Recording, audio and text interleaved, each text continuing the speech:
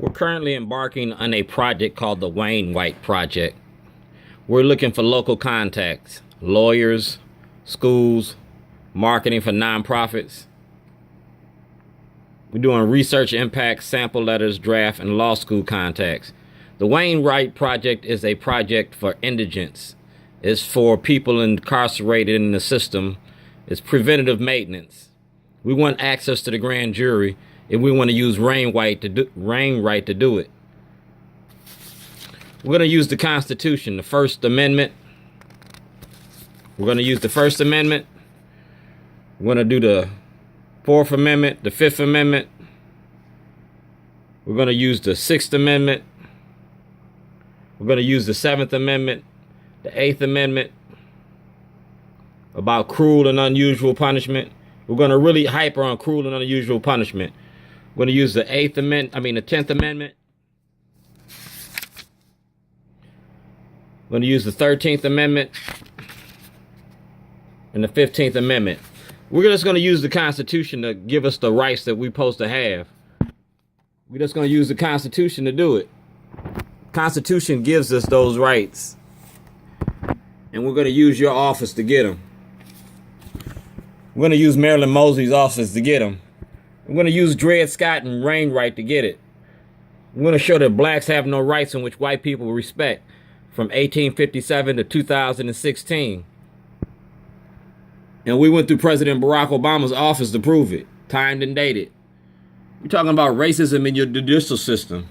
We're talking about Judgment Day. I went to your Department of Justice. So we're going to keep the media involved in this. We're going to have the Associated Press involved in this. All my media contacts. We're going to show the Baltimore Sun and how they've been covering this up. And how long they've been knowing about this. And it's going to be very public and on social media. It's going to be on social media. And the city paper's been helping out a whole lot. So the city paper get all the props. We're going to talk to the Huffington Post. We're going to talk to the New York Times. We're going to send it and compare it to Miss Lolita's film about reentry and returning citizens. The Washington Post going to get it. Roberto going to get it. And Kiefer Mitchell from the governor's office going to get it. Because it's a issue that's affecting the prison industry. And Kiefer Mitchell already got the email. Kiefer Mitchell got a taste of this. Blacks have no rights in which white people respect. We're going to use Dred Scott and Wainwright to prove this. We're going to use Dred Scott to show how mass incarceration is legalized slavery in America in 2016. Going to give us Judgment Day. We're going to talk about racism in our judicial system and racism in the Baltimore State's Attorney's Office.